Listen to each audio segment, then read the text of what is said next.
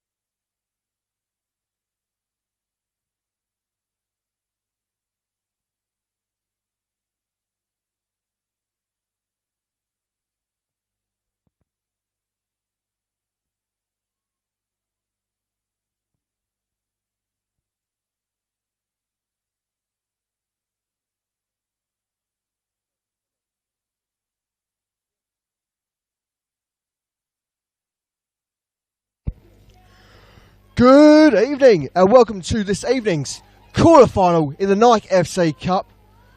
Brought to you here live and free on MPL TV as well as through the Facebook page of Football Victoria. My name is William Bennett. Alongside me I've got Han Tran. Han, how are you feeling about tonight? I'm very excited. This is the two VPL teams that are still battling out for the semi-finals, and they've battled out each other throughout the season. And what a terrific night! The rain's kind of come in a little bit, but other than that, conditions are lovely. Indeed, they are lovely. As you said, Han, our two remaining second division sides in the cup. Certainly great to see both of these sides battling out in front of the big screen, as it were. Of course, they only faced each other not too long ago in the league. Essendon coming up trumps it with a 3-0 victory, the second time they've done this season. Now, given they've got 2 out of 3 so far, do you reckon Essendon's going to get victory here in the cup and be the sole remaining VPL side, or do you think Case is going to cause a bit of an upset this evening? It's hard to predict. In Nike Cup, you don't know what's going to outcome. It's the nature of the cup. I feel like Essendon Royals will go home with the win. With the stats, you see 3-0. Casey Comets weren't able to score any goals the 2 times they've versed each other this season in the normal season. So I feel like if I were to put my bet on anything, it would be Essendon Royals tonight. Now, the one thing we can say with absolute certainty is the starting lineups for this evening. And so, beginning with the visitors in the Essendon Royals, we have number 1, Bethany Mason-Jones, number 2, Marie Rampel, number 5, Talia White, number 10, Ayana Kuzumi, number 11, Enza Barriula, captain, number 14, Rachel Alonso, number 17, Michaela Juric, number 21, Annabelle Hosking, number 23, Sanya Trzaskowska, number 26, Kate Spiteri, number 29, Yuria Sasaki, and the substitutions available for Vince Bassiotto's Royals are number 7, Mary Hubick, number 8, Natasha Inia, number 13, Philomena Delic, number 24, Diane Broto, number 30, Olivia Ristevsky, and number 99, Jacqueline Broadfoot. As for our host side this evening, we have in goals number 1, Brooke Bennett, no relation to myself, of course. Number 2, AF. Number 4, Caitlin Hines. Number 6, the Casey captain, Melanie Martinez. Number 8, Lizzie Quinton. Number 9, Mamie Ambo. Number 10, Candela Freya Bus. Number 11, Olivia Eliel Maynard. Number 14, Karen Jacobs. Number 15, Simone Weregold. Number 19, Shina Anastasopoulos. And for the bench for Derek Donnelly's Casey Comets, we have number 3, Sediko Ali. Number 5, Elena Misseldu. Number 7, Callum McLeod. Number 13, Elaine K. Aguirre. Number 17, Sophie Vegar. And number 18, Axel Oswald. The Comets tonight, of course, playing in the relatively well-known high-vis yellow. The Royals in their distinctive blood red kits.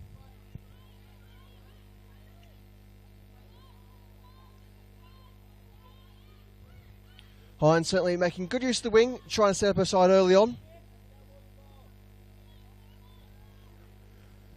The Royals, of course, doing well to push back the Comets.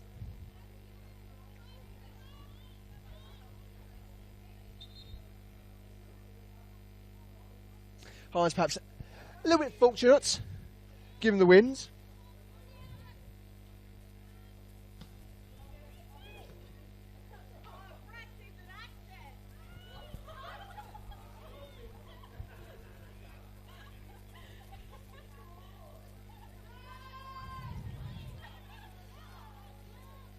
Casey, somewhat struggling to get their own in half at the moment. But there is a chance for them to push forward. Could be on here. They'll have the pace. Of course, there's no challenges there for Mason Jones. Very much veteran goalkeeper. Of course, very famous within our time within the A-League. Certainly a stalwart of the game here in Victoria. And of course nationally as well.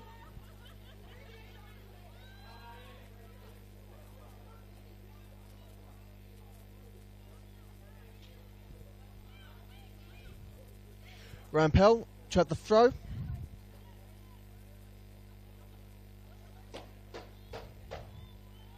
Casey doing well. Though if anything a bit disorganised.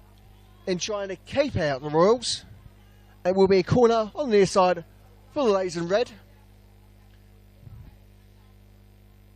So, Han, any thoughts so far as we await the corner? I think that both teams are warming up. I feel like, the nature of the cup and the atmosphere of all the fans that are here. Yes, sorry, cut it off. We see Barilla swing it in and it's cleared out for another corner for the Royals. So as you're saying, both teams still warming up a bit, getting into the swing of things. Yeah, just kind of getting the feel of the game and seeing, they've versed each other already, but under the lights here on a Thursday evening, the occasion is big. So I feel like they're just warming up. It's getting the feel of the game. Once I feel like there's like this first wind, I think it's going to be game on. And game on for the boot of Alonso as she swings it into the box is dealt with Guy Casey. The clearance being ultimately the deciding factor. Certainly not quite as intended, but it'll do for the time being. As Comets do need to keep their shape here.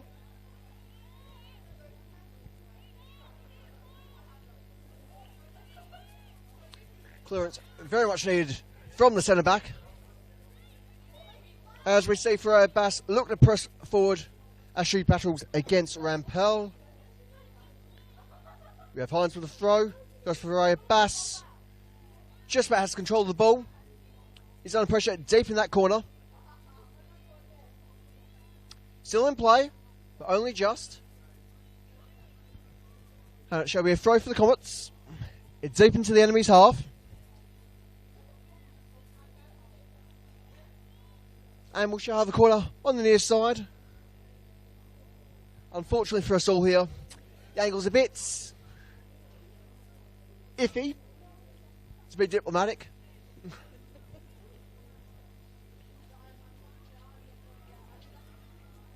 But hopefully we can have something here within the box just to spruce things up a little bit more.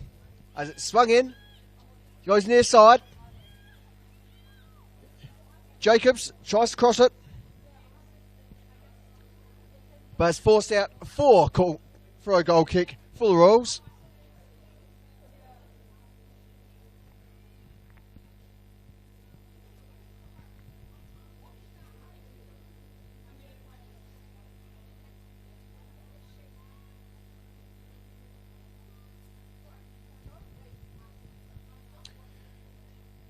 The weather certainly starting to make its mark on this evening's fixture, as I'm sure you can see at home. May or may not be coming through on the stream, but there is a bit of light rain. Relatively mild at the moment, but it does give us a rather picturesque mist. As we see, the Comets were repelled, despite the best efforts of Ambo to press forward. They are rewarded with a corner.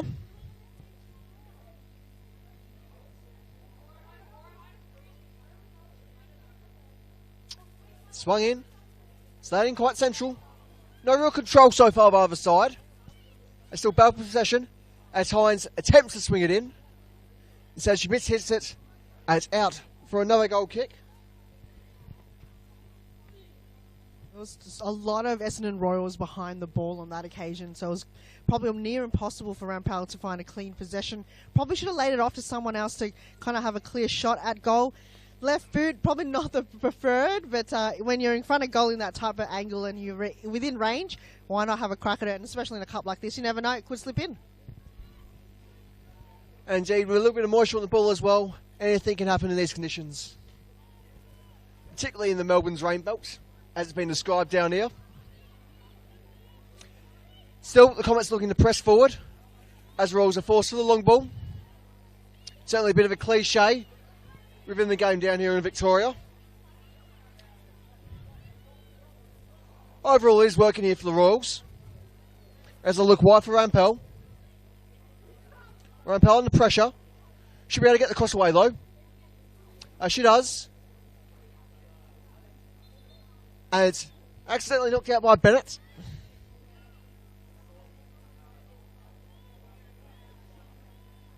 Maybe not quite over the line as it did look from our angle. So it is just the goal kick.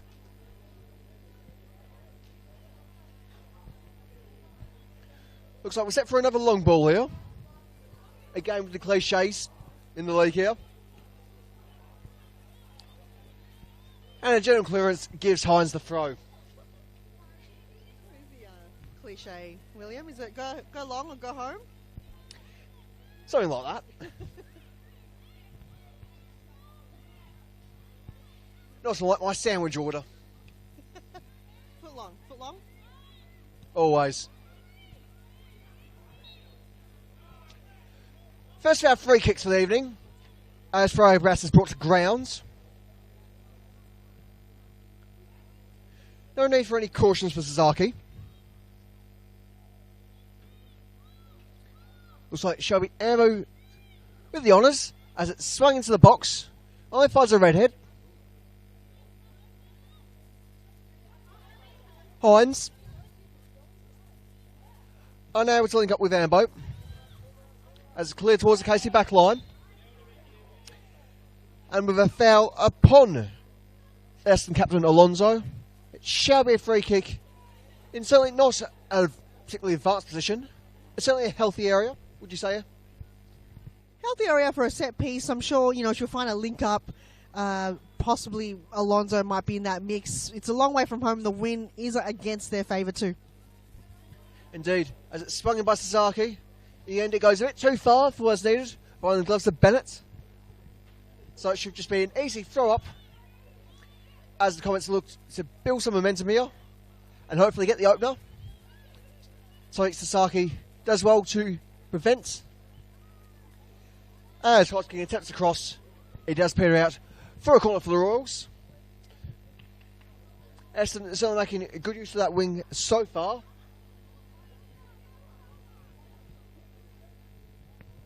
I feel like they need to find a link up. You've got goal scorers like Dalic and Kazumi, one to look out for, and Jadovska. So you've got to find those players that are their role is to score.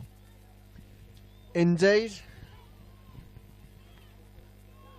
And effectively we have a second corner with a cross. So for those players who know how to use it, like Alonso, certainly expect some great successes there, unlike how it pans out. But the Royals do have a throw here. And once again it is Sasaki's ball. Apologies, it is Rampel's ball.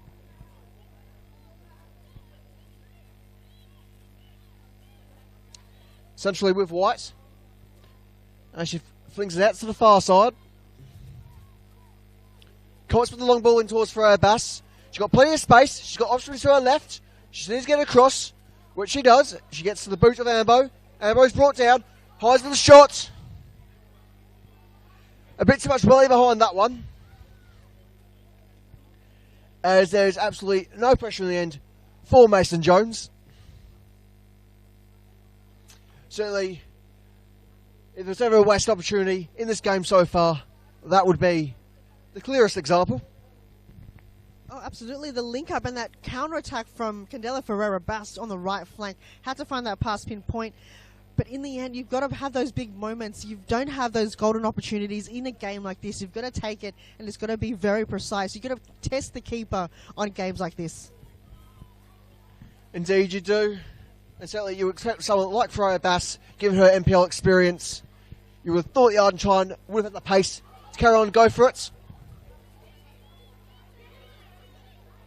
But certainly, still early days. As for the Comets, look to build back up from the front, or back to front. In the end, it's something more than a bit of long ball ping pong.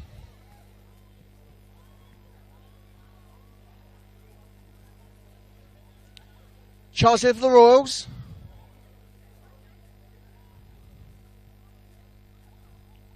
With the shot from Alonso out for another corner, which she should have the honours to take here. Out on her far side.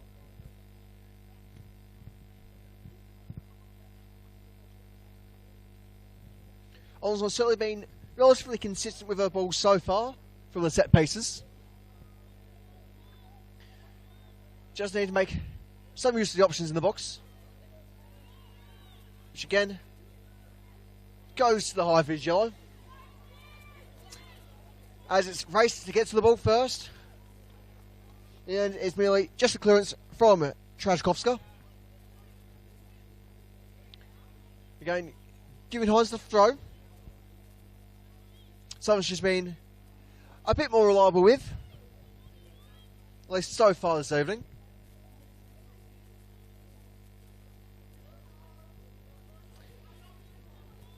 As one of our media personnel on the field gets their boot in. Always a bit of action for the likes of ourselves on games like this. Oh, it's very entertaining too, and it's just great to watch. But yeah, one if they will ask one of us to lace up our boots, William. But the game has mostly stayed on this end of the field. As you mentioned, it's the wind that is causing that kind of ball movement towards the near side where we are, and just the flank just unable to kind of find a clear passageway, because each time the ball just kind of makes its way to the boundary without really any effort at all.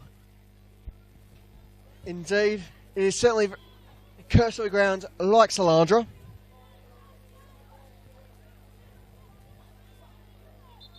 It's a throw for the Royals.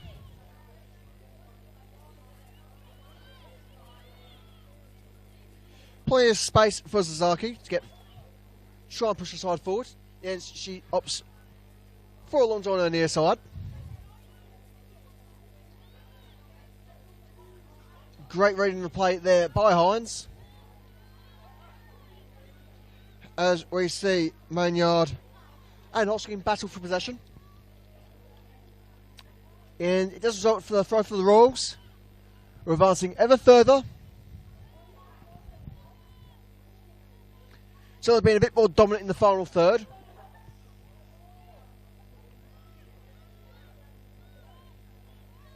And it does come to naught. And so once again, it's Hines with the throw. Though perhaps with some bit more to remember. But thankfully for herself, it did not enter the field of play. So yeah, we'll just chalk that one up to a mulligan. So back into play, but only briefly. With the slight tap out from Barrelia. Hines goes long.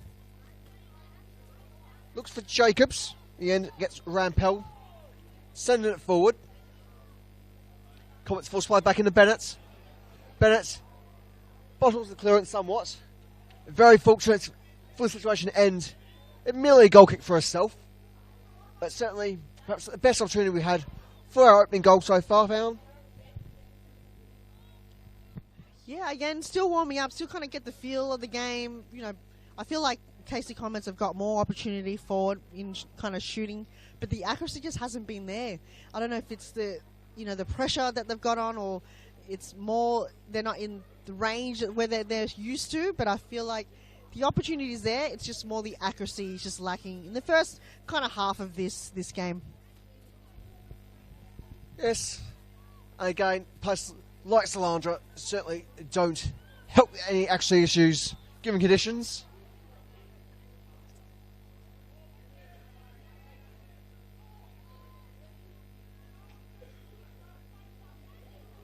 Curious situation here.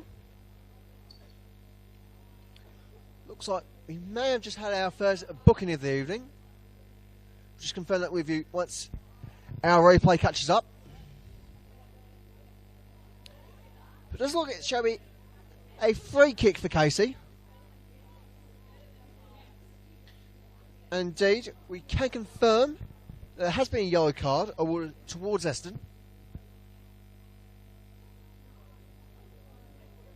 Not entirely sure who received the booking there.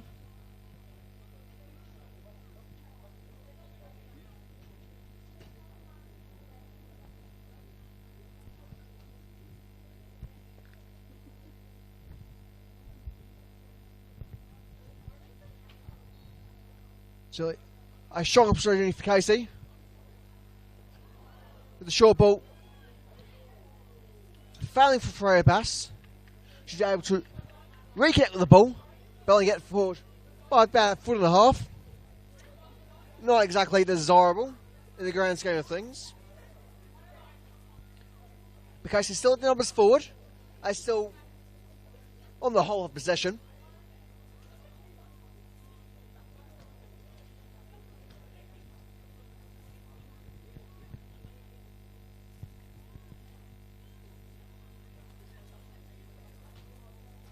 Though with numbers forward, they might be caught off guard here, the Comets.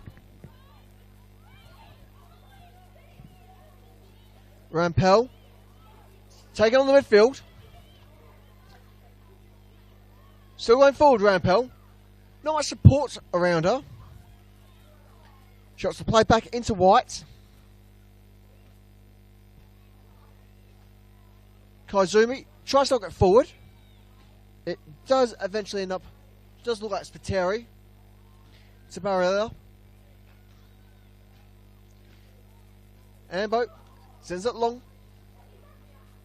Not quite able to get the ball where she wants it. But it certainly gives Comets side a bit of a breather. That's certainly needed in what looked like a dangerous situation for the Comets. Yeah, absolutely. They defended that so well because Essendon, they can be so dangerous with a cutback. And if you find a really clear target, you know, in Koizumi or Alonso, they can really kind of pull that trigger and go for goal. But in that last passage of play, the defence was just there, backing behind themselves, not allowing any space for Essendon Royals to find a clear passage through. Yes. And speaking of clear passages, again it's the Royals trying to find one.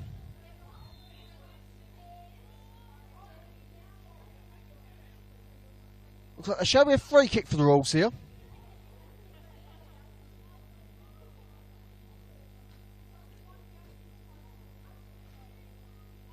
Perhaps just a late tackle. So it wasn't too certain.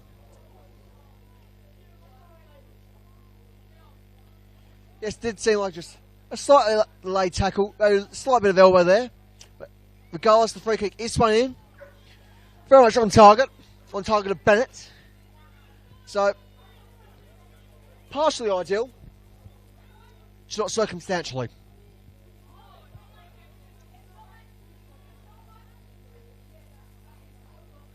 Comets again. Tip the long balls forward. There is pressure upon Mason Jones. That's largely redundant, given the timings. Strong opportunity here for the Royals to push up our near side. As I look for Alonso. Does it with barrier?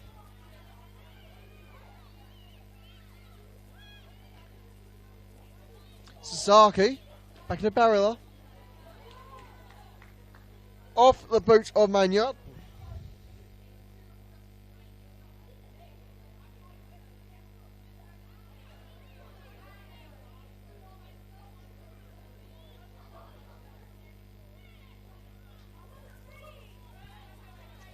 A long knock from Ambo. Does actually get to Ferreira Bass, though indirectly. A chance here for the Comets. And Mason Jones is very much well on top of things there. Certainly showing her years of experience and intelligence when it comes to the fine art of goalkeeping. So perhaps the most underappreciated position on the field. Of course, there's no bias there from a former keeper. Potential handball situation is finally confirmed by referee Jackson Landy. The ball ricocheting off the arm of, seemed like it was Hosking. So Munyard shoved the honours here for the Comets. Drops to the long ball. It's repelled by the Royals. It's into barrier. Hosking, back in the barrier. Goes for Alonso. Barrier, got Saki on the wing. Does get Saki, but she's under pressure here. Plays it on Alonso. Back out to barrier. She needs to cross it.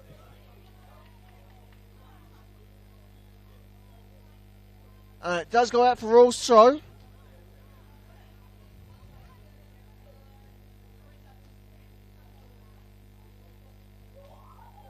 Royals under firm pressure as they are dispossessed by Hines. Hines ruled with the throw. She's forced to backtrack a few yards, which is certainly understandable. Of course, we do see footballers more and more nowadays try to gain an advantage, but you're always taking the mickey a bit there.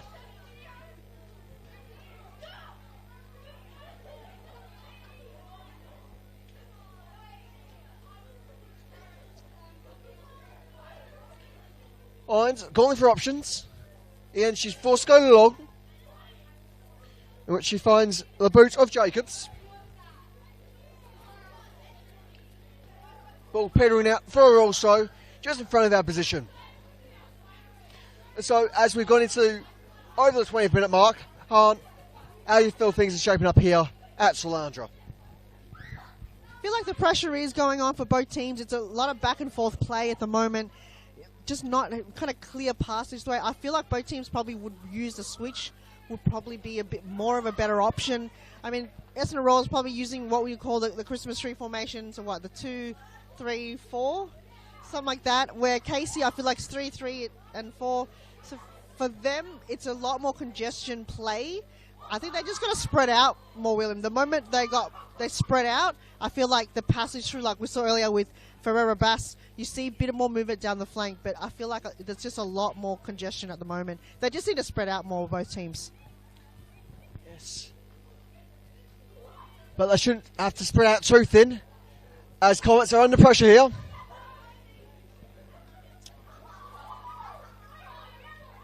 With the attempt to pass, just crossing the line for a rolls throw.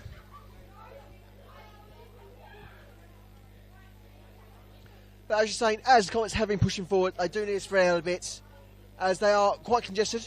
Indeed, even their own half, I still got 1 too many players about. They don't know where to put each other. Which perhaps just points to a tactical dynamic that they're lacking, or potentially shown a few times against the Royals this season. As the shot on finds the gloves of Bennett once more. Bennett opting just to slow things down a bit, get a few players forward. And so, will the Comets listen to us? I doubt it. And try to spread out like German towels on Majorcan Beach. As a free kick for the Royals in a rather useful area, being just beyond the reach of the tip of the goalkeeper's area.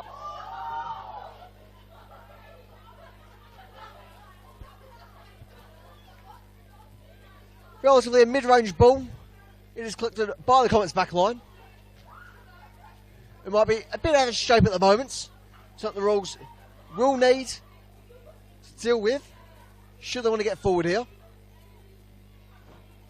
They caught off guard themselves somewhat. And so a bit of back and forth in the midfield. Nothing too spectacular. But certainly understandable, given the flow of the game.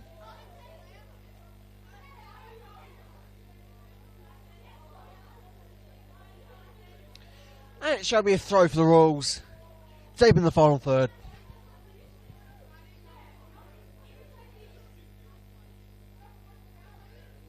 Potential foul there. And is rewarded by our referee, Jackson Lundy.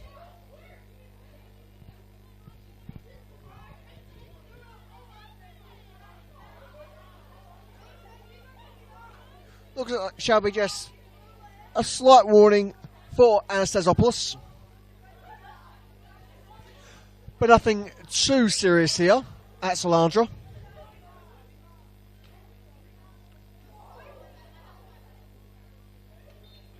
Plenty of options for the Royals in the box. Essendon gets to it first. With the slippery header going out for a Royals throw. Thanks for connecting comments.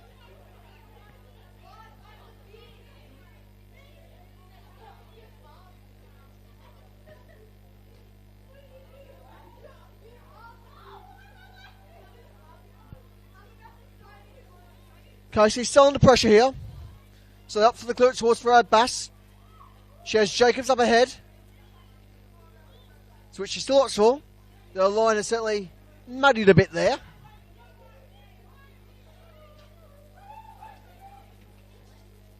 In the end is dealt with by the Royals all too simply. As I look at the counter here. Clash between Barilla and Hines. Turning this into a bit of a league fixture. Well, I don't want a bit of old rugby. Certainly not the right kind of football for this evening. It is the Royals to get the free kick though. Something I'm a bit surprised by. Given I didn't think Barilla had the ball there. But regardless, I'm not the referee.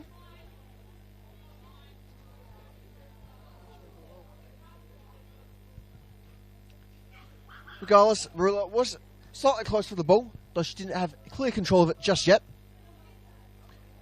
So it shall be with our captain set the free kick. As she goes slightly to the left of the box. Shots attempted. And is dealt with by Bennett. Who plays it out to her left hand side. With Ambo trying to send it long. As it lingers about in the midfield.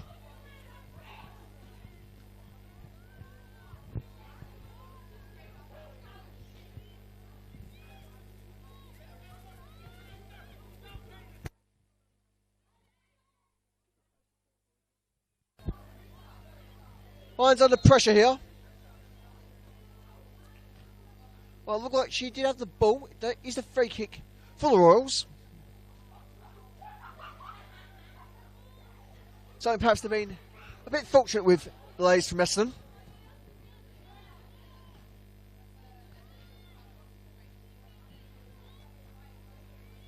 Barilla under pressure. Also played back into a fullback. That being Rampel.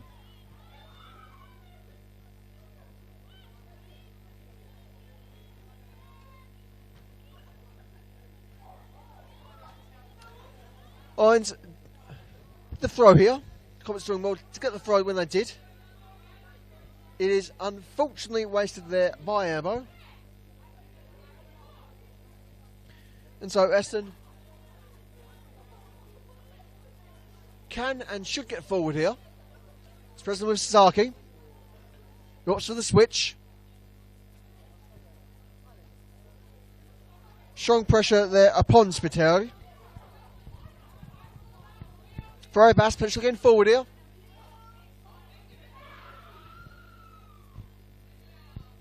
With the required clearance there from Essendon centre back. Gifting the Comets a quick corner.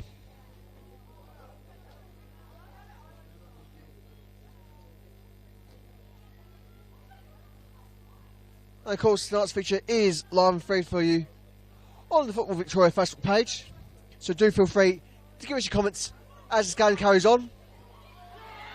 And the Comets finally get their first goal of the season against the Royals. So a bit of a jammy affair there. But we can confirm that it is number 15, Simone Wiragold, who gets the opening goal for tonight's quarter-final. And so, with that well-placed boot, it is Casey 1, Essendon 0. Oh, it's the chaos playing with Casey Comets. They will just be ecstatic because they've just been banging on that door constantly, trying to find different avenues. And that corner kick, it's the crumbs. And then before you know it, you know, the composure coming from Goda, it was just like, I've got to get this. This is my only golden opportunity, and she took it so well. So now the confidence is going to come back to Casey Comets. They're going to have that new light, kind of that momentum and that kind of second win in this half. I reckon they're going to be more confident coming in towards the goal. Yes, certainly. I could do with a fair bit of confidence. Of course, as mentioned earlier, twice been defeated by the Royals by a 3-goal margin. Being 3-0 at home and away. So perhaps next season they might opt to play their home games against the Royals here at Selandra. Obviously, yes, another free kick in a relatively advanced area. Again, going towards the Royals. As their captain Alonso gets her boots all set up.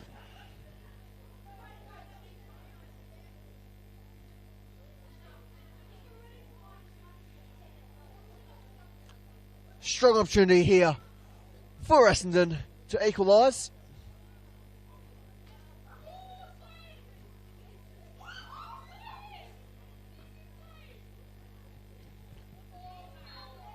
Referee giving the go ahead for Alonso. Just she shoots. On target of the goal. Of course, straight to Bennett once more.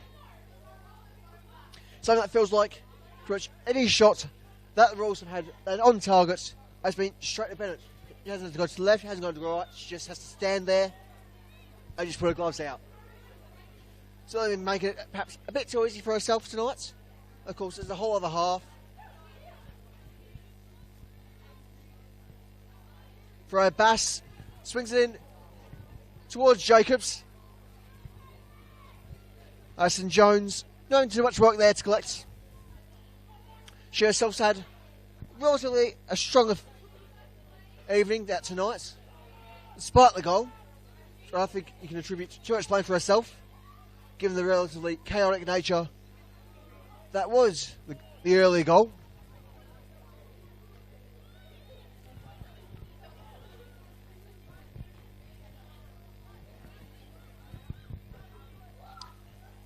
White says it forward for Barilla.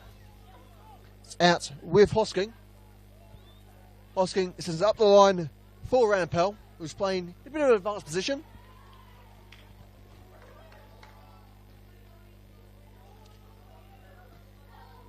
Hines, certainly using her physicality just to deal with it. So a few cheers from her bench, as there might be a jamming opportunity here for the Royals.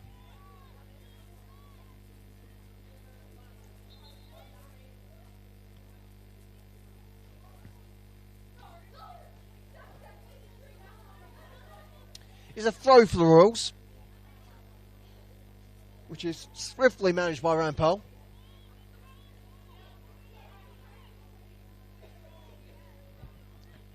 Rampel again with the throw. Ops Barilla. Hosking tries to knock it through, but does end up with Freya Bass, who's under pressure here. Presently is with Jacobs. Ambo with plenty of space. Unable to link it back up to Jacobs. But Barilla is caught offside.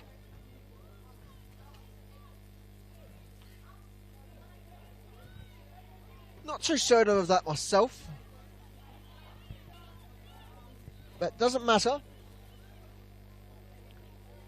The Royals still pressing forward. Very much got the momentum here.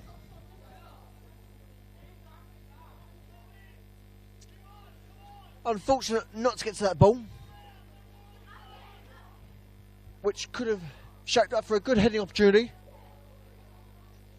Perhaps for Alonso, who would have had the clearest line of sight. The end, it's just an easy goal kick for Bennett, who says it long at the far side.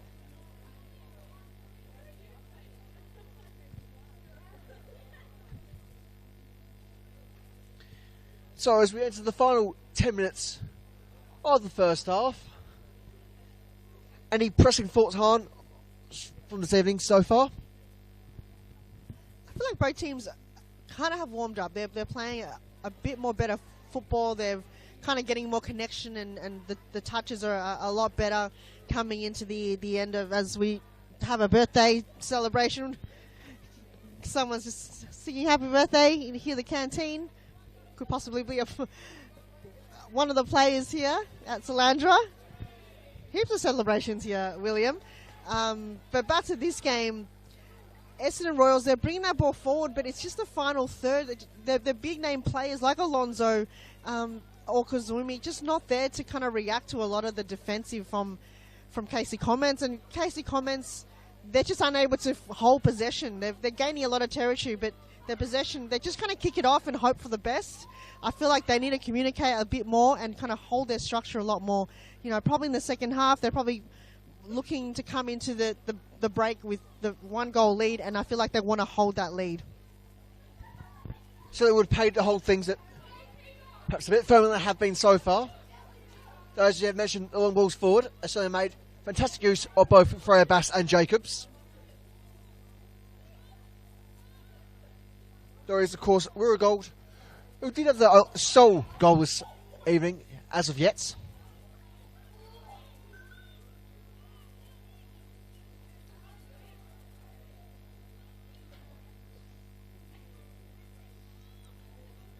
Koizumi collecting the ball in a very decent position. course, herself and her teammates not exactly making the best of use of things. Will, of course, have only so many opportunities like that. So it's certainly a bit disappointing to see them wasted like that. But they are catching the Comets off here. Ryan Powell repelled by Hines. It's with White. Certainly seeming a bit fragile there.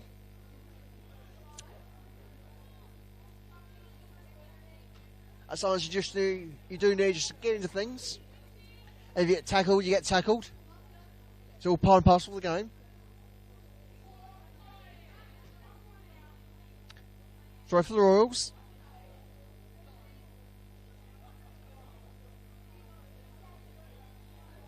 Could be a chance here.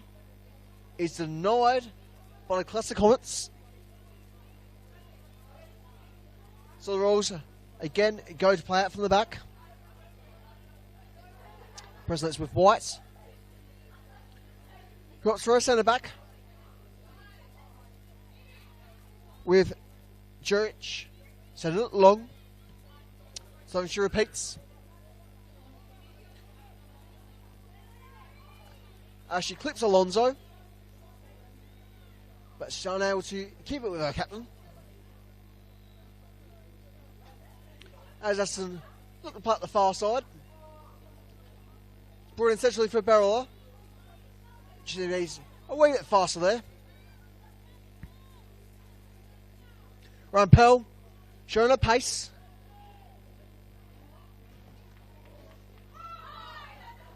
Ball coming off her last to award the Comets with the goal kick.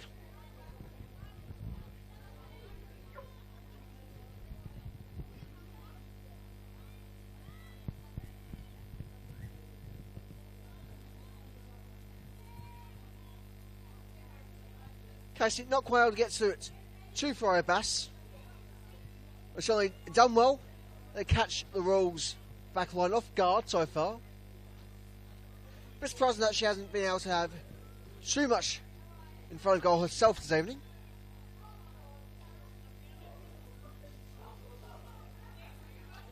But Casey could have a chance here as the throw allows them to advance a bit further forward and get those numbers in the areas where they need it. Of course, they do need to spread out a bit. They do play perhaps a little bit too narrow for what they need.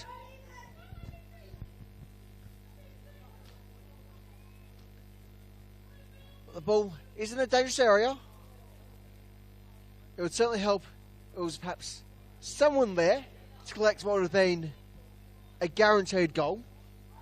But then it just whips past Mason Jones, who all she can do there is just twiddle her thumbs, because that's troubling no one. You're talking about narrow play. If there was someone in there in the back post, wow, would have been the second goal. And imagine if you came in the halftime break with a 2-goal lead. They need to spread out a bit more. And you see that run, the crossing, someone's got to be there. That's kind of almost the fundamental of football. Someone's going to be in the back post to tap that in and to get the keeper off guard. Because as you mentioned, Mason Jones is going to twiddle her thumbs. She knows she's not in any threat. She's just going to let that ball go. Yes, indeed. I'm not sure exactly how much willing you could get up to with those gloves. They look a bit restrictive.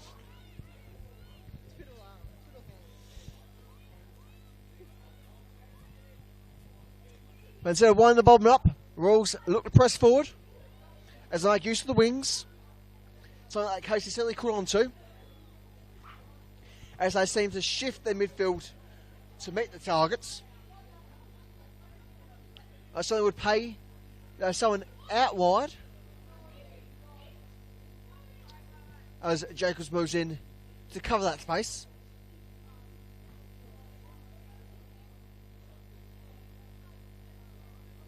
And perhaps weirdly, Comets have come all in to commit to defending the play here. Not exactly the most typical strategy. It's like they're already trying to park the bus. Perhaps a bit too premature for that one.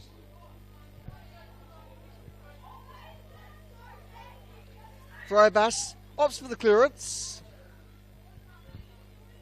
Not exactly too far with that ball. So the Royals still pressuring the back line of Casey. Koizumi offering to play back into a midfield.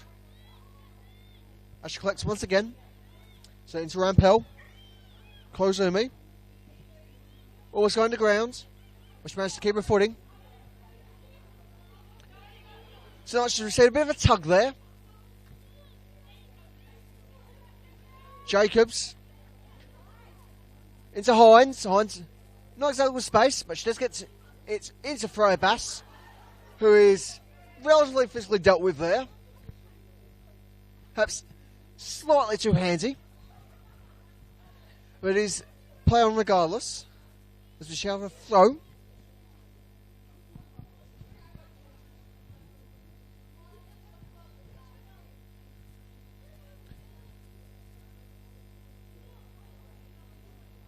Hines to bring it back into play.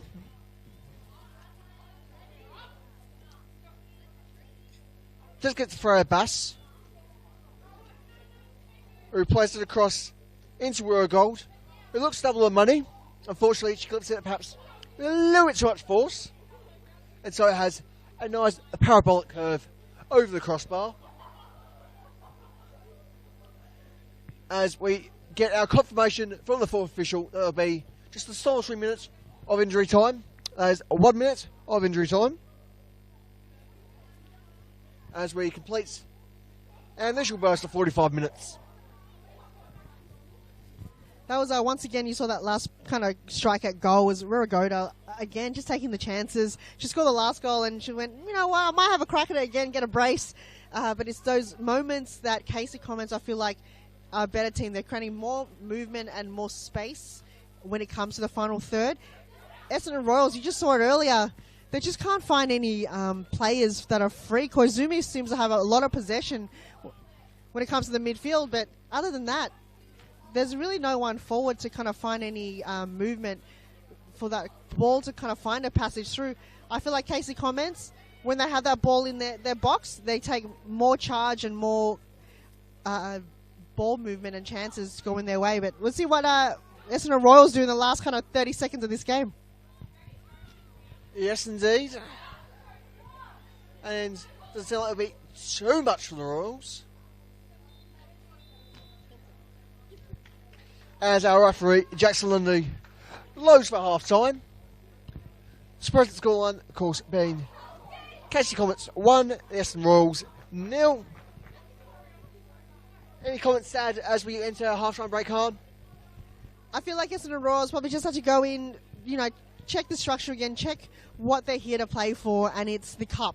It's their moment right now at Selandra. It's their ticket to the semi-finals, which they haven't done. So to get to the quarterfinals against KC here at Selandra, they've got to fight. They've got to find players where I feel like KC, if they continue their form and continue more of their corner kicks in the second half, I reckon they might have it in the bag. Indeed, is the Comets with the advantage, given the solitary goal from Wirra Gold. But from our position here at Selandra, not too much to add as we enter the half-time break. So while you're at home, get yourselves a cup of tea, maybe a few biscuits. Why not that finger bun you've been eyeing for the last few days? I'm sure it's dried up enough. And so we'll be back in about 10 to 15 minutes. We'll see you then.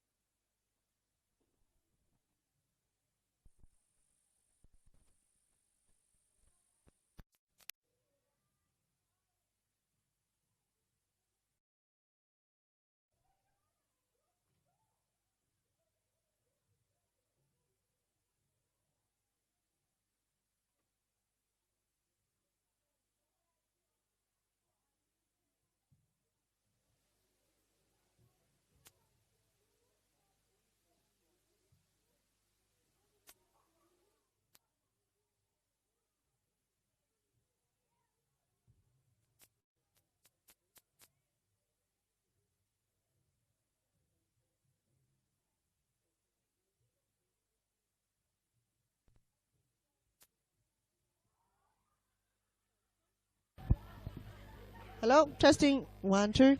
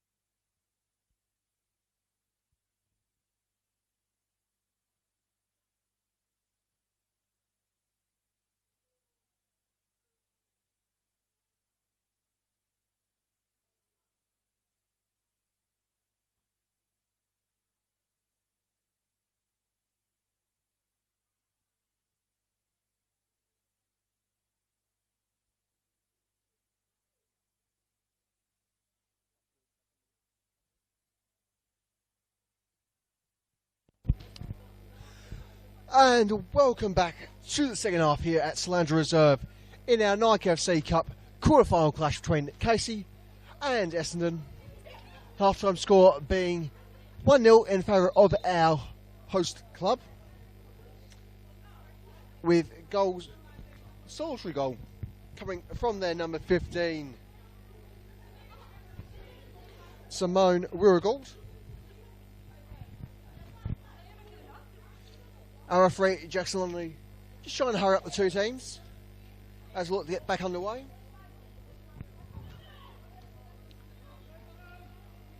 Of course, Casey playing in the well-known high-vis yellow kits. We're going from left to right at this half. Essendon, well, naturally, right to left. There's only so many ways you can split the field. Doesn't look like there's been any substitutions at half-time.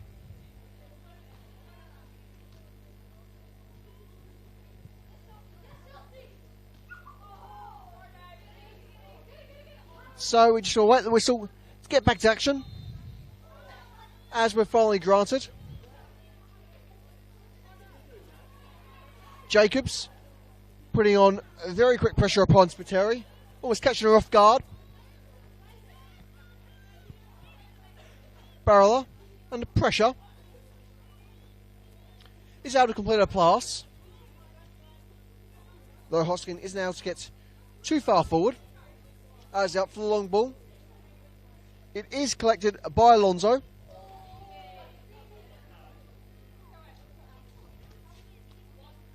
With the Royals gaining the throw, just beyond their own bench.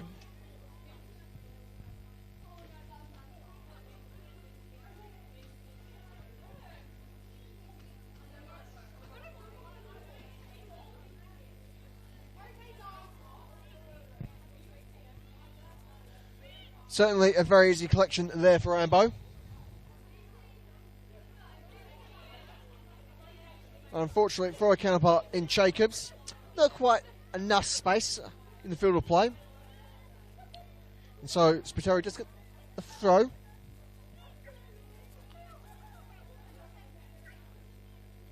As we see, and can confirm there has been a substitution, as number 8, Natasha Inia, has made her way to the field. So we'll just confirm whom she's been replaced, or whom she has replaced. Fortunately, our fourth official isn't quite on top of things, at least for this singular substitute, unless they were a bit too early for our own good here in the commentary position.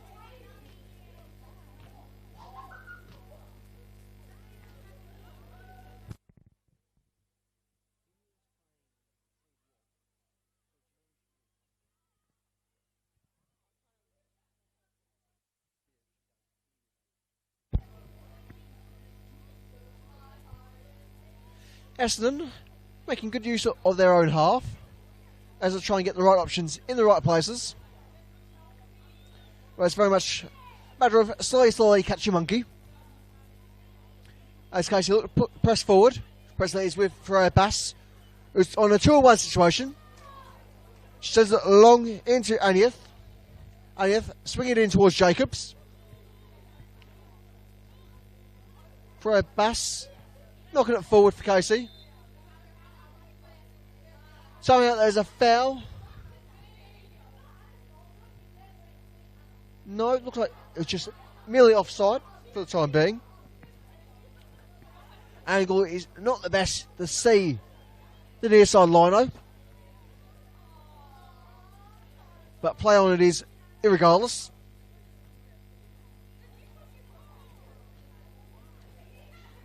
Plenty of balls being knocked to and fro. Still doing no real favours for either side. As Rolls again up for the long ball. So a bit of a change in strategy.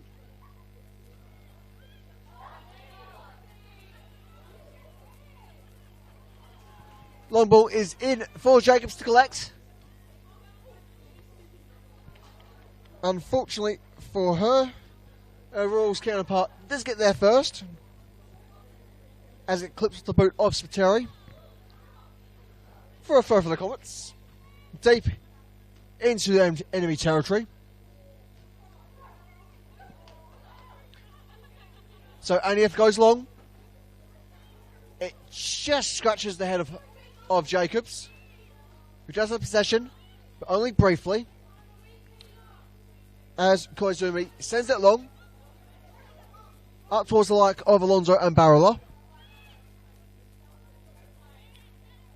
Jacobs, dispossessed by Koizumi once more.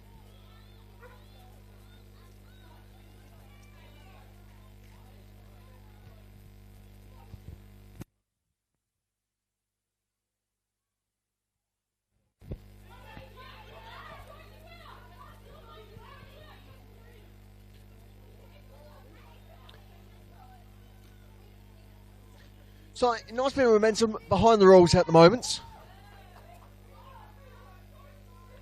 as they finally manage to push as far as they desire. But they're not exactly pressuring the final third of Casey. They return the favour. And so give a chance for Mason Jones to get a boost of the action.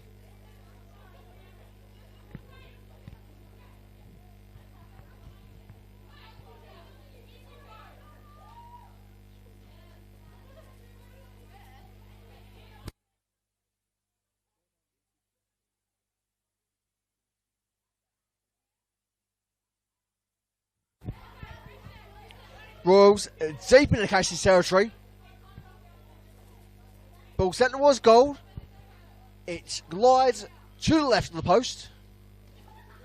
It ends leaving Bennett with little to do except collect the ball through the goal kick.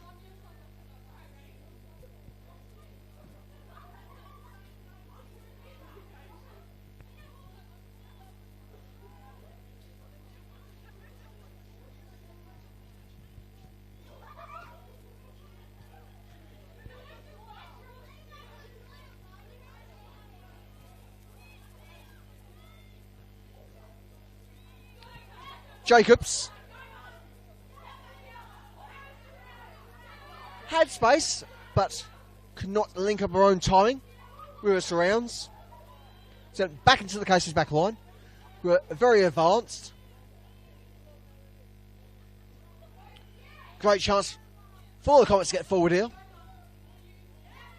So do get into Jacobs. Is brought back towards Ambo. Ambo dispossessed in the final third. The Comets shall the throw here.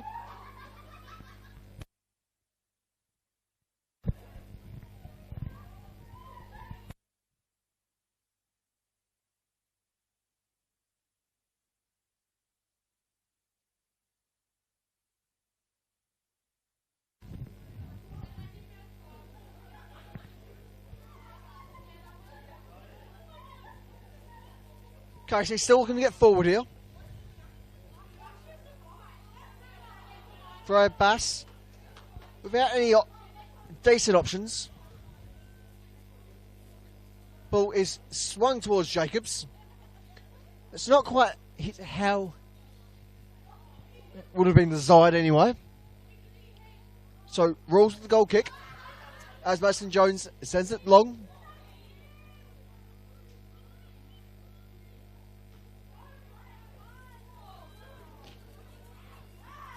Strong surrender here for the Royals.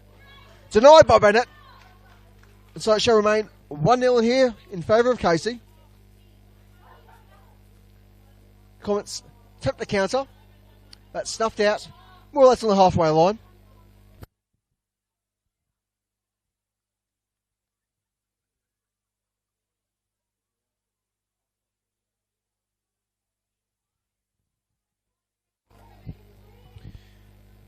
So it looks like we can confirm the substitution.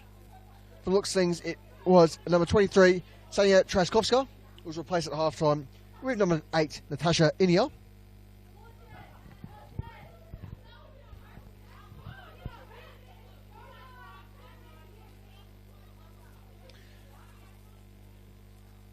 The rain returning here to Selandra. As the ball reaches the gloves of Bennett. I'm sure would be also having a bit of moisture in the air to help keep the grip on her gloves. As Ambo skillfully manages to keep her footing, allowing Hines try and get the ball up into midfield. Not quite linking up where she wants to.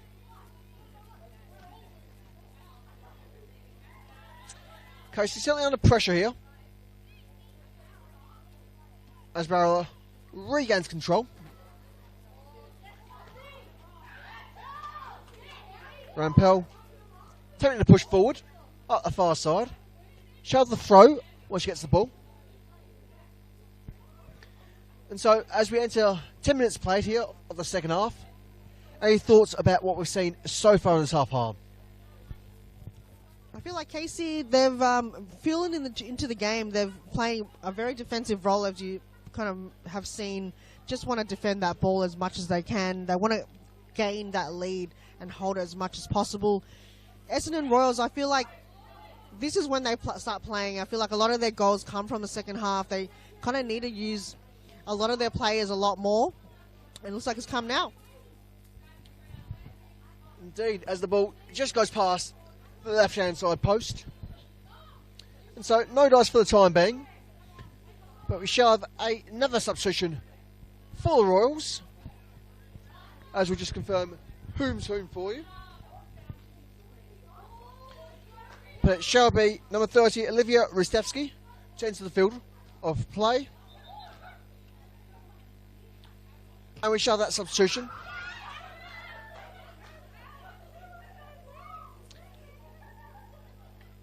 And we can confirm that Olivia Ristevski shall be replacing number 21, Annabelle Hosking.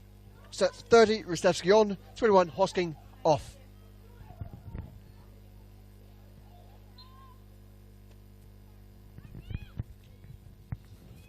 So the use of a substitution in a game like this, if you're unfamiliar with the Nike FC Cup rules, they did have changed it for this year. It used to be an interchange bench where you can interchange and sub whenever you like. They've changed it this year, so it's similar to NPL rules. It's your standard substitution, and I think it's only 5 that you can do in normal regulation time, and I believe it's an extra 2 in extra time if you're ready to use your 5. And if this game comes to a draw, William, we get 2 15-minute halves, and if it's still a draw, it's going to be a penalty shootout. So we will come home with a winner tonight, and who will that be? So far, Casey Comets have gained that confidence and scored the first goal that we saw earlier. Can they hold that lead, or will Essendon Royals respond and score 1 to make it equal? William, so far, it's anyone's game. We just really can't predict it. Well, anyone part of the referees anyway. Who certainly have done quite well, relatively consistent throughout this game so far, which is good to see. But as you pointed out, there is only the 5 substitutions that can be made throughout the game, which really adds to the more increased professional standard that the Cup brings. And of course, it's something to keep in mind for the likes of Essendon, who, as it stands in the VPL, do look firmly set to gain promotion into the top flights. Of course, top of the league, only dropping points on relatively few occasions. Otherwise, I do believe they have 10 wins out of possible 12, which, all things considered, certainly points the Royals into a better form, a form that I haven't quite stepped up to the plate with so far tonight. Well, you mentioned that they actually came from State League 1 the year prior, last year. So to come in to play VPL and be on top of the ladder and then possibly move up to NPL next season is credit to them and their hard work that everyone works behind the scenes. I think the other teams that got promoted was Bandura that got promoted. I'm trying to think of the other teams. Juventus, Spring Hills, are the other teams that got promoted to VPL. So Essendon Royals, they could be upcoming, hopefully, maybe an NPL team next season. Certainly, the Royals wouldn't be out of shape in the NPL as it presently stands. I did defeat present NPL outfit Bayside United 2-1 in the previous round of the Cup. As we see a free kick awarded to the Comets.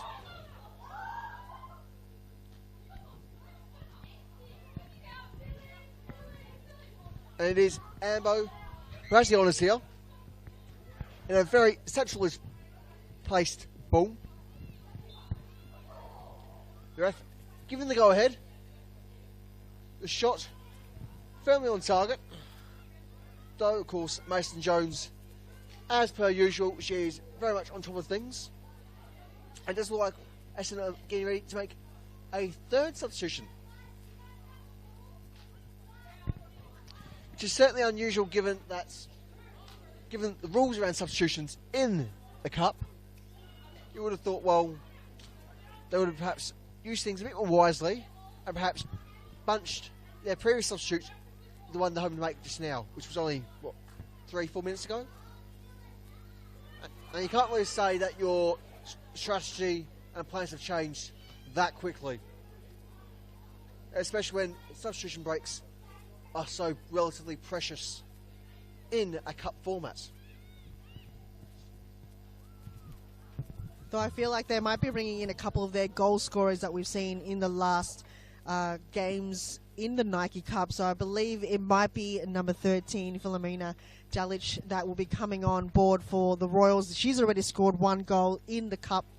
And coming off will be number 11, Enza Barilla. So maybe a coach have, certain players that they want to bring to the game. Maybe not seeing what they don't like something, or they could change things. So I feel like this could just be a boost enough for the Essendon Royals to potentially score their first goal. Indeed, certainly a firm opportunity in bringing Delic on, who has had, can confirm, 3 goals within the competition. And of course Barilla, who's been under firm pressure throughout both time we've played here in the second half and the first half, as Delic could have almost opened the scoring tally for her Royals, but she's blocked by Bennett, who again times her keeping to perfection.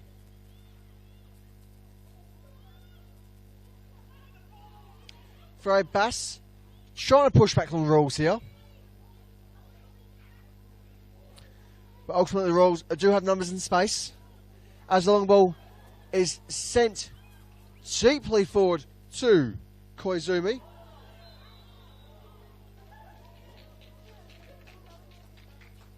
And it's a yellow card here for, I do believe, to be Ian Anieth. And so we shall have a penalty here, which, when it comes to cup circumstances, when we talk about penalties, normally it's a bit early for them.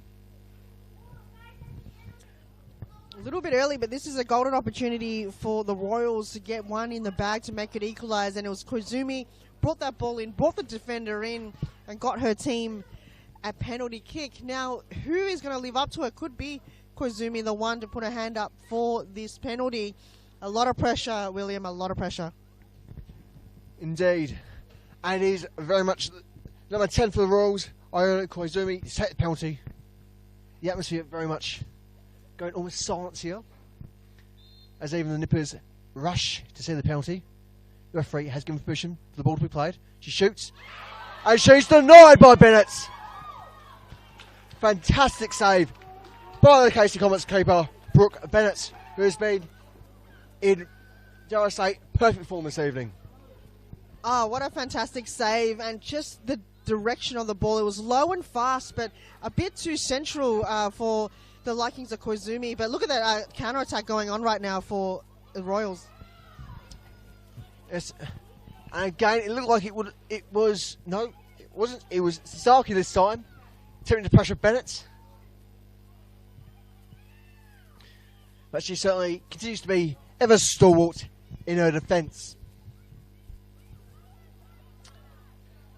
Koizumi under firm pressure. Throw Bass coming up trumps here. Shots for the switch into Jacobs. Best to chase a bit.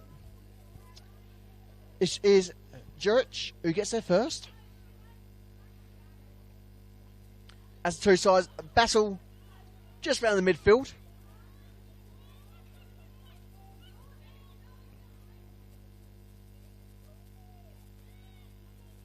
Koizumi attempting to switch there. Not quite panning out. As Casey perhaps a bit panicked there. But if they can keep their composure, there's no reason why they can't go out and keep the scoreline, if not add to it. As Alonso presently threatens through now. While she goes to the ground. There's certainly no clear indications that there will be anything in her favour. Aside from perhaps the general advantage of the throw for the Royals.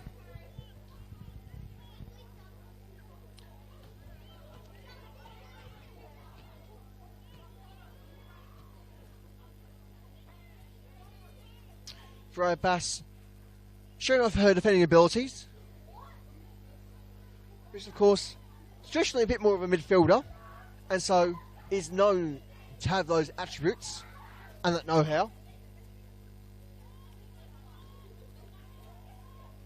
Freya Bass certainly having a great night out for the Comets in her returning season to Casey.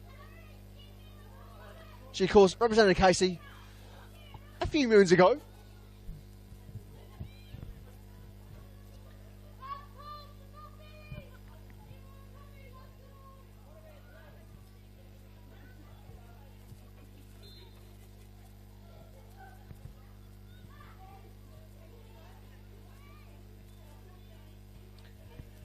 And it is final calls for coffee here. Perhaps the greatest threat you can make towards any Melburnian. They're not exactly the last orders I'm used to. I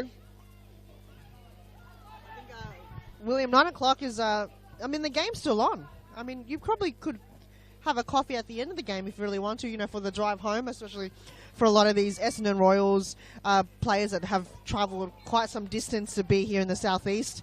If you're not sure where Selandra Recreation Reserve is, it's quite a far away. You're going to probably have to take a lot of tollways to get here coming from the northern suburbs. So do you feel like Casey Comets got that advantage, that they're a bit closer to home, that they didn't have to travel, go through that traffic, probably have to leave work early or school early to get to this ground where they're pretty much down the road? There certainly is that psychological element. And while it certainly would impact everyone equally, as indeed all clubs certainly have players all over the pitch, both literally and metaphorically. But for the bulk of both the playing and coaching staff of Essendon, you would assume that they are at least in the western half of Melbourne, as we're very much in the frontier of the south end suburbs, as look towards Jacobs as she tries to push forward. Mason Jones having a few more seconds just to relax, flip the ball, and perhaps smile towards Jacobs with a wee bit of glee.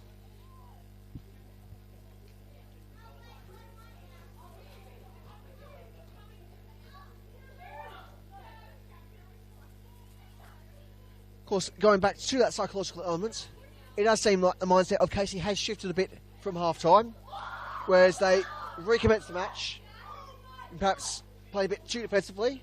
Just think of, well, it'll be right, it will do, just deal with it. But they're now saying to push forward a bit more, think, okay, you know, why not? We're here, it's only going to happen once, possibly anyway. The future's certainly not ours to know. As we see just then, with Jacobs playing it in towards Freya Bass, who's unfortunate to get there, but she's open here now. Can she get to it? She's denied by Mason Jones. Jacobs still there. Can she get her shot off? No, she has to repossession. She loses control. And so, allowing Essendon to have a bit of a breather and up for a clearance. What easily could have been 2-0 for the Comets. Just to mention upon there, shift the mindset of just, let's push, let's go for another, because you may as well. credit to the keeper, Mason Jones, just to put her body on the line once again for the Essendon Royals. Ferrara Bass, again, the positioning and the pass to her is pinpoint. She can't ask for a better assist than that. It's just the timing. You've got to get the first touch. I think she spent a bit too much time on it and panics a little bit. And by the time she decided to kind of unlock and kick that ball, the keeper was already there. So, imagine if Casey Comets would have got another crack at it.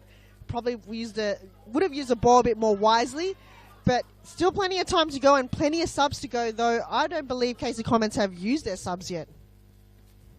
I do believe you're right there, Han, which is perhaps a little bit surprising. Though, if everything's tickety boot for Derek Donnelly's side, why waste substitution?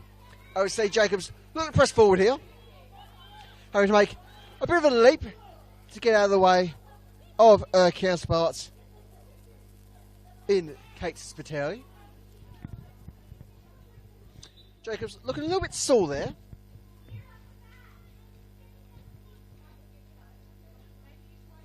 Right, Carlos. Shall we throw for the Royals by the looks of things? No, it was just a sporting collection of the ball.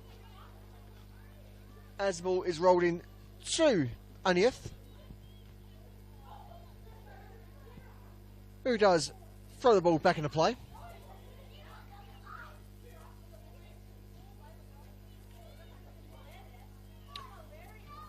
Royals gently probing at the back line of Casey. Koizumi certainly threatening for something. She plays in Spiteri. Back into Koizumi. Koizumi with the cross. Bit too much oomph on that. As it goes out wide, allowing the opportunity for Rampage to knock it back in. But it's off her line. Would have been a prime opportunity for the Royals just hit the ball. But how's that for a prime opportunity? An absolutely cracking goal there from, I do believe it was Maizumi there. As she just await the replay on her end. And indeed, it was a fantastic lobbing ball from number 10, Ayunu Koizumi, to open up the scoring tally for the Royals. And as we've been talking past few minutes upon potential of Casey doubling their lead, it comes down to Essendon to bring back in the deadlock. Hard. What do you reckon about that? They're here to play until the end, really. And Koizumi now scoring her third goal in the cup. Just more of these goals from Koizumi. She's been building up, holding that possession, and the ball lays it off to her because she did kick it too wide to cut back in, and the ball didn't found its way back to her possession, and she really remained composed. Didn't rush it. Go, look, I'm not going to pass this on. I'm going to go for it, and just backed herself. And when you do and have that confidence, and the whole team got behind her after the goal went in and the celebrations, they know that they can rely on Koizumi. And speaking upon relying on Koizumi, the aid of her cross ball and the clearance cross from the back line of Casey, hence perhaps gives the Royals an opportunity to make it 2-1 here. Certainly seem like they've all been given that kick up the backside and now very much into gear, rearing to go. But it is very much game on here at Selandra. As Koizumi fights to get the corner flag, which looks a bit slanted, to say the least.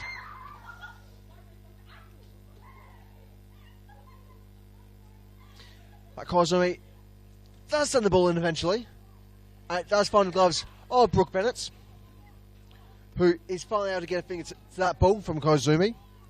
The goal, of course, being just a smidge high for her range. And so with that, we do see the Comets line up to make their first substitution of the evening. And it looks like it shall be number 17, Sophia Varga, to join us here at Selandra. And just wait for the confirmation of whom she will be replacing here.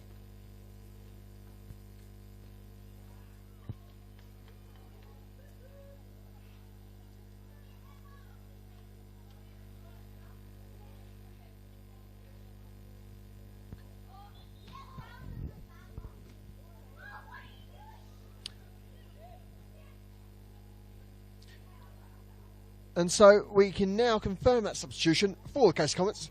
Coming onto the pitch is number 17, Sophia Varga.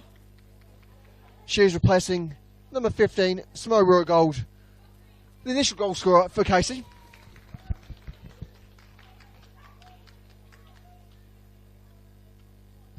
And so that's Varga off, Ruhrgold on.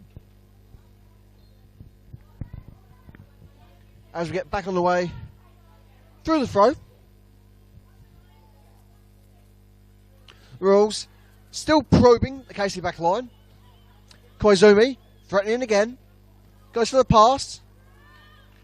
The head is brought onto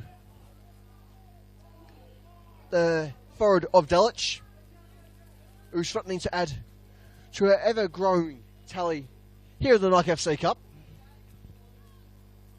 Of course, a brief reminder that she has managed 3 so far in the competition.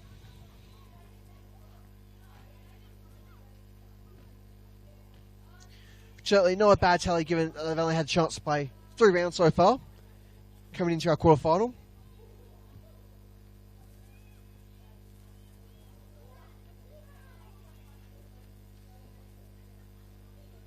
Hines just about losing her footing there. Giving a chance to the Royals to get the advantage here through the throw, given how it landed just into Casey's own half there. And you mentioned there that the 3 goals that you see from Delic has just been, crucial. As I might just give you the ball back. No, it's going back in the Essendon way, so I might give that back to you, William. Yes. Thank you, Arn. Certainly very big excitement from Royals fans here. Looking quite healthy. But Freya Bass is certainly showing her quality, her worth, as she battles to get the ball forward.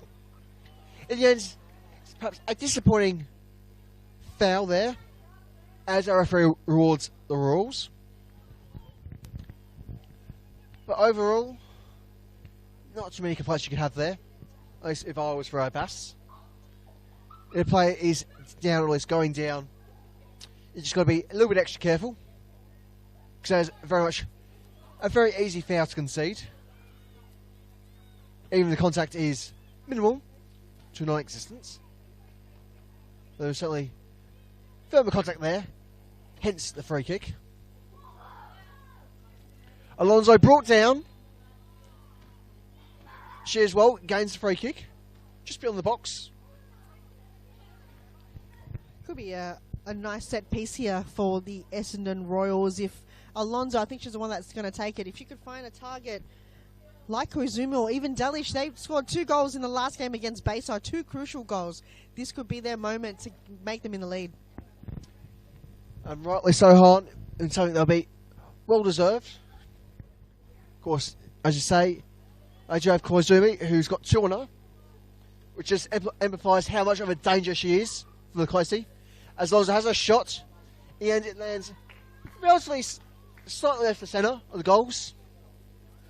So you can say a bit towards the lower party there, left the centre. There's one for your politics fans at home. With Bennett dealing the ball all too easily. It's President with Jacobs as she looks to push forward. 80th attempts to switch with perhaps making a bit of an impact there as Rolls recollect in their own half. They're up for it long in towards Delic. Doesn't quite the pace, but she does collect the ball eventually.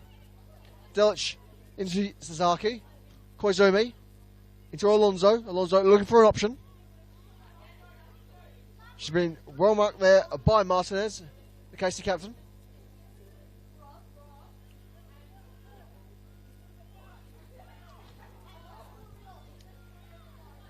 And what should have been either a goal kick or a corner, Bennett does quite well to get away with that one. The ball certainly looked very much beyond the field of play in that situation.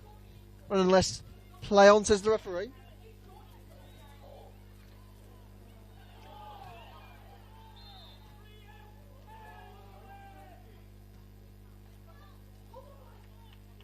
Finally, this situation is sorted out by a referee. At this point, for a free kick for the Royals. That's like just the initial foul potentially upon Delic. Did go to ground there.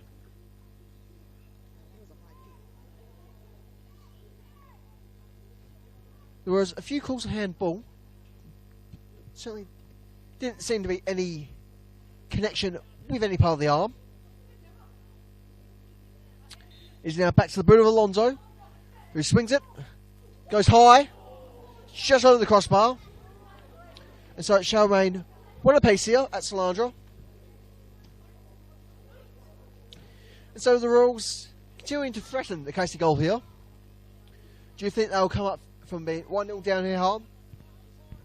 Oh, absolutely. The ball has remained a lot in their forward half. I don't think the keeper, Beth Mason-Jones, have touched it at all recently. So luckily for her, she's not in any lethal danger whatsoever, and a lot of ball movement is, you know, coming from the midfield. They're working a lot better. They're finding pass-throughs and connecting a lot better in the second half. So something probably was said in the change rooms at half-time from the coach, because they're looking a lot better, and I feel like they're reaching targets like Koizumi and their captain, Rachel Alonso.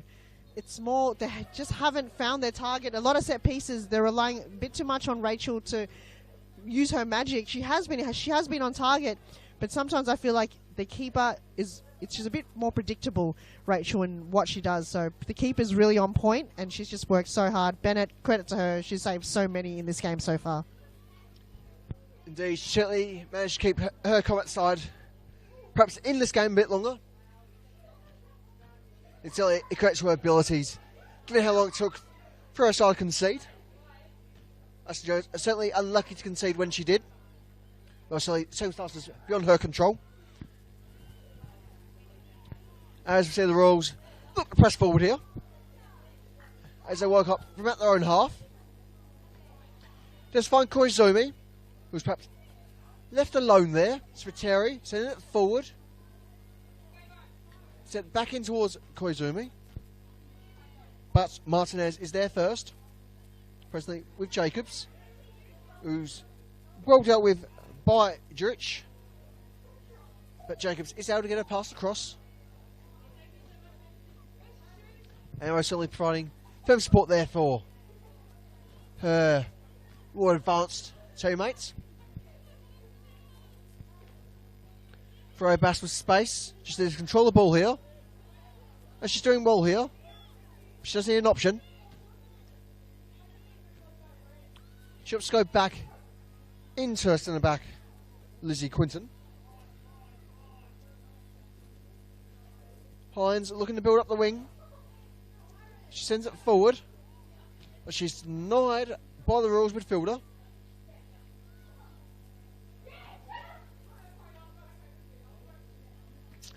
Lorraine perhaps making a bit more of an increased impact here at Selandra. As Freya Bass looks to send the ball forward. She does manage to get it in to the boot of Ambo. Ambo perhaps caught a little bit off guard there. As we see Casey bring the ball out onto the near side to Anastasopoulos. There's a very cheeky nutmeg there. As Freya Bass tries to whip it back in. Unfortunately, no one there.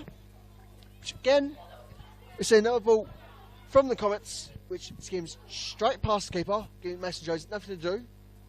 And if only someone was there, it would have been perhaps the easiest goal you would score in your career.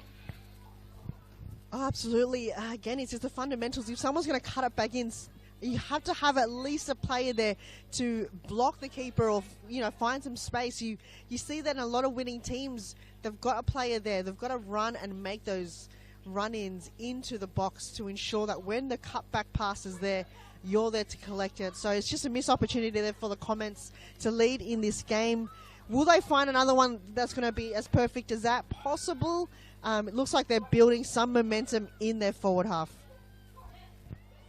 As I do say, Lightning certainly strikes twice. We're going to have a third opportunity as almost fundamentally basic as that, just to knock it in. I doubt they'll have a third opportunity as easy as that. We're certainly right hard. Casey do look good as they go forward. They've certainly been a bit more of a threat towards Mason Jones, in contrast to, say, her Royal side against Bennett, who's had perhaps a little bit less of a challenge from the Royals forward line. given that the balls have been relatively straight to her, as opposed to making her work, or could have been opportunities where she's just going to be called off. She's not going to get to that in any human capabilities.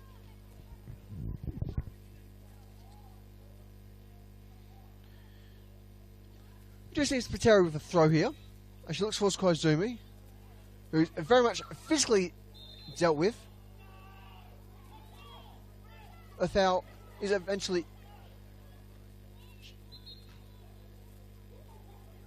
foul. Yes, we can confirm that foul is given to High Anieth, who was dealt with a bit handsy.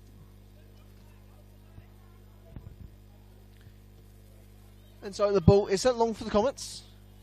So they do not have much time left here at Selandra Reserve. Indeed, we only have 5 minutes left of regulation time.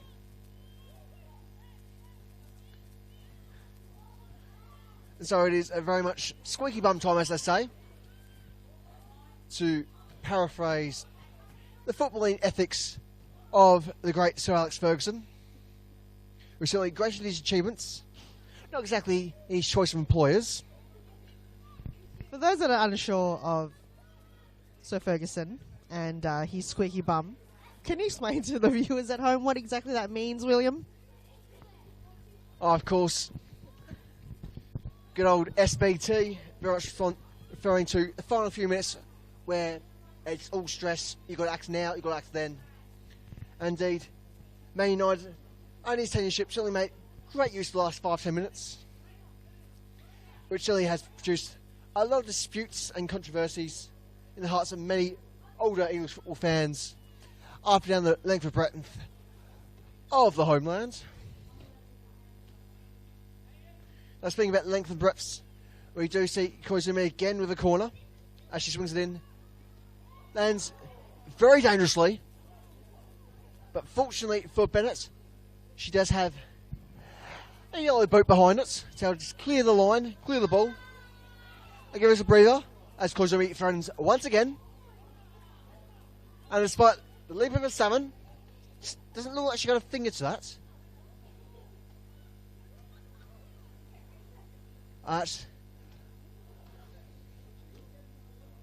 It does certainly seem like,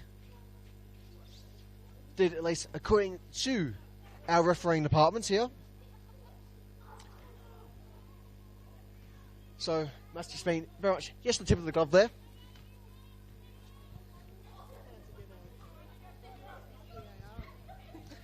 Yes. So, good timing to have a replay for us all here. But there's no VAR, just the corner. Do you believe it is Alonso who swings it in here? And it just smashes into the near side netting. Very much no threat for the Comets for the time being. What is certainly threatening the Comets, and indeed the Royals at this stage, is the prospect of a period of extra time. Because we should the full time whistle end here with the drawn scoreline as it presently stands, we shall have an extra 30 minutes to play, plus any injury impaired minutes. As see the Comets looking friendly here. The shoots, they're on 2-1 Comets! With, it does look like it was Cardella Ferrer-Bass who gets the goal here.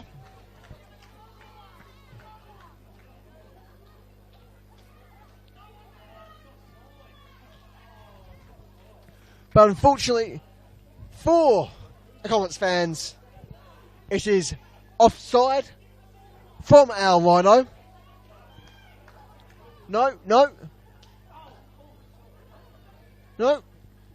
Goal has been given. The goal does stand. And so it is Casey 2, Essendon 1. With Candela Ferrer-Bass getting the goal there. Of course, credit to the ever-present assist work of Mambi Ambo, who did get the cross there via the clipped glove of Mason Jones. I think they heard us here in the commentary box, because when we said when that cutback comes in, someone's got to be there to either be in the back post or right in the box to receive that ball. And Candela Ferreira-Bass does what she does best, be in a good position, be composed, and have the back of the net in her sights, and that's what she did. Ambo, I think she scored 8 goals so far in the cup, or 7 goals. She's assisted a lot too, so for her to be in that presence to create those chances is incredible. Now they're in the lead. Casey, could be their game. Yes, indeed, it will certainly be a bit of an upset, given Casey's performance in the league against the Royals. Of course, as we mentioned a couple of times tonight, in both league fixtures, one of which was only a fortnight ago, they were defeated both occasions 3-0. And so, if the Royals do stand a chance, let's get in nice and quick and see our fourth official getting ready to announce the period of injury time we shall have here at Selandra. Meanwhile, the Comets are threatening for a third. Ambo looking to advance further forward. She's finally out from White, who's able to deal with it, given that she has perhaps a bit more breath left in her lungs. It's presently with Jacobs, who's dispossessed by Koizumi. Koizumi sends it long. It does get to Delic. It seems like she wasn't the intended target originally. Comets dealing with it well. Stock it forward. As we can confirm, we shall have 3 minutes of injury time here at Selandra Reserve. That's 3 minutes of injury time. Certainly, plenty of roaring instructions from Derek Donnelly and the Casey bench, who, if they were to walk away from tonight victorious, well, I'm sure they'll be trying to get off work as soon as they can, come the final whistle. Of course, there's still a chance here for the Royals, as they threaten it to equalise once more. Comets defence doing well to deal with it. They're not out of danger yet. With the shot from, I do believe to be Spiteri there, going over the crossbar, much to the chagrin of the Royals fans. Perhaps the relief of any of the Casey faithful here at Selandra. Oh, the pass from Koizumi was just perfect, just Terry, but I think she just had to remain composed. Probably took a first touch, would have been a wiser option, but I think she rushed that too much, and she knew the moment it left her foot, she knew it went overboard, and that was her golden moment to get that equaliser. They're running out of time here, Essendon Royals. Oh, well, you certainly can't regret the efforts you do take in football. It's nice to see that Essendon are getting forward and are taking all those balls forward, having a crack in those opportunities that Comets, prior to their second goal of the evening, were just ignoring. Just letting it run by them as if it was someone else's job.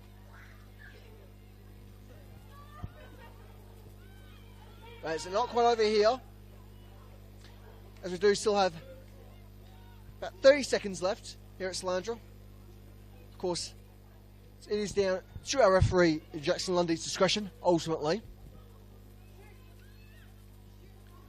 But given that we have about 15 seconds, it's now in it for the Royals. Alonso, what can you do? She's under third pressure, 2-on-1. Bennett seems like she just managed to keep that ball in play there. As she tells her team, just get there so I can pelt it. As she does now, as enters into the half of Royals. A few Comets players still a bit peckish.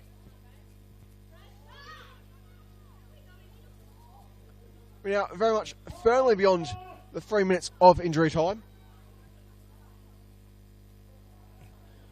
And so now it is very much entirely down to the discretion of our referee, who's perhaps just waiting for there to be a clean moment. They can come up with say, yes, I can call it now. That's the match. No, perhaps. No, perhaps.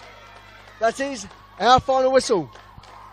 And so, for what has been a tough season for the Comets against the Essendon Royals, finally, they get the win when it truly matters. We're going on to win 2-1 here at Selandra Reserve, and sparking immense celebration from Donnelly's side, as we see the two gaffers come to congratulate each other on what has been very much a firm contest and a true spectacle for the VPL, and showing what the second division of football here in the women's game of Victoria has to offer us all, both locally and internationally, given our relatively global audience that our streaming platform only just delivers for us all. Han, what are your thoughts about the game? Oh, huge congratulations. With Casey Comets come in as the underdog of this game, and to come in, they're determined, they battle it out. They've got a bit of the home team advantage here at Selandra, here in the southeastern suburbs. Now they've got a ticket to the semi-finals, which they haven't done in so long. I don't think they've really dreamt of this happening. Now they're going to be versing either South Melbourne or Bulleen or Calder in the semi-finals. It's going to be a tough one. The only VPL team in the Nike FC semi-final cup. Wow, what congratulations to Casey Comets. Indeed, immense congratulations to the ladies from Casey, because as you mentioned, they are the fourth and final side in the semis, where they have the opportunity to face either South Melbourne, who have been runners up in the competition, I do believe, in the last 2, if not 3 editions of the Nike FC Cup. Bulleen, who have pretty much made the semi-final in every year of the Cup, going on to win it, I do believe, in the first edition of the Cup. Do correct me if I'm wrong there. As Calder have been the defending champions at least for the last 2 years. I think, sorry, do say in the last 4 years of the Nike FC Cup. So irregardless of whom they face in the semi, it's going to be a tough day out for the Comets. But irregardless, the fact they've even made it to the semis and gotten as far as they have is a true credit to their entire playing squad, who are going through and showing their sheer professionalism and just doing what you should be doing right and having that cool down. And then it's party time for the Comets. But that is all from us here at Selandra Reserve, and indeed all from us here in the quarterfinals of the Nike FC Cup. For myself, William Bennett, and of course Han Tran, until next time, cheerio.